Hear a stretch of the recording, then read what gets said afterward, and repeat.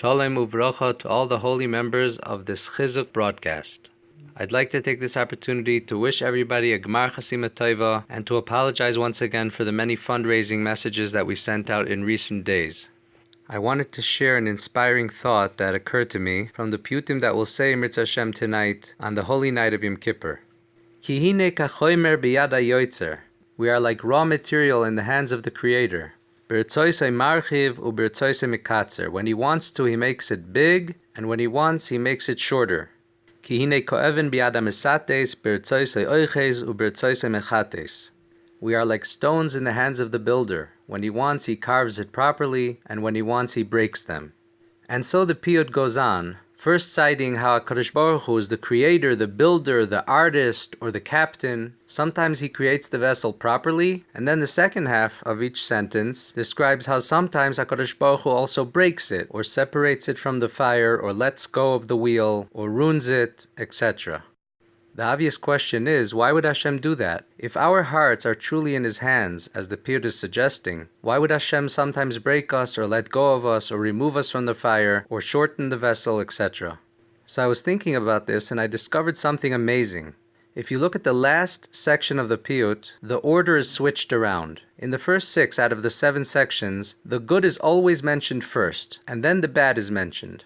B'rtzoisei marchiv u'b'rtzoisei mikatzer, b'rtzoisei oiches u'b'rtzoisei mechates, b'rtzoisei dibek la'or u'b'rtzoisei peirash. Again and again, the good is mentioned first, and the bad is mentioned second. But in the last part of the piyut, the order is suddenly switched around.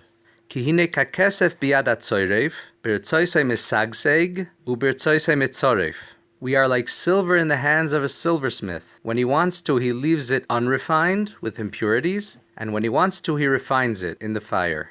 The Pirush Mata Levi explains mesagseg means einoi mitzaref oisei karoi aval yishar boisigim. It remains with impurities. Ubirtzoisei mitzoref, he explains mitzoref oisei sheyia kesef tohar. It should be purified.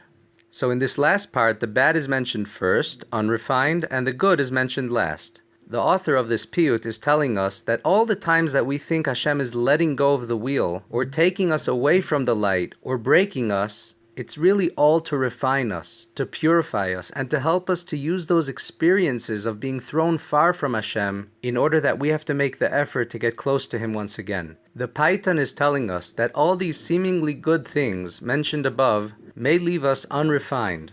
If Hashem would always steer us on the straight path, always keep us in the light, we would remain unrefined with all our character defects. At the end of the day, our falls and our struggles are really there to refine us. So as we do Teshuvah this Yom Kippur for all our shortcomings and falls, let us remember that Hashem is ultimately the one who allowed us to fall in the first place.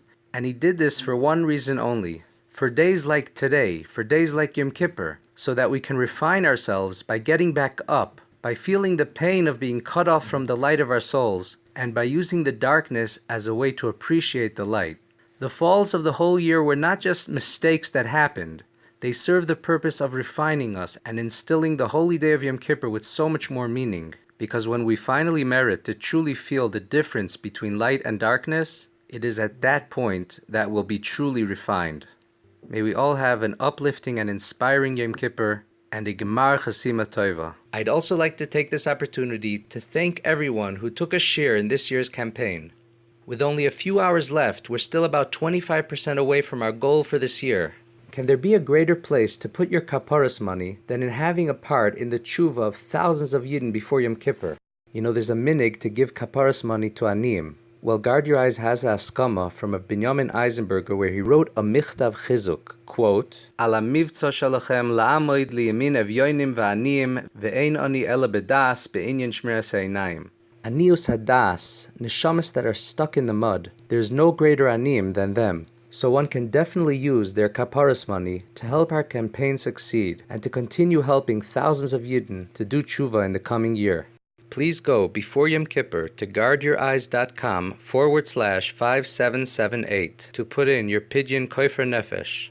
And in this schus, may we all be zeichet to a year of kedusha and tahara and nachas from all our children and a Gmar Chasima Tova. Thank you for listening to the Guard Your Eyes Daily Chizuk broadcast. Pass them on to your friends and help spread kedusha in the world.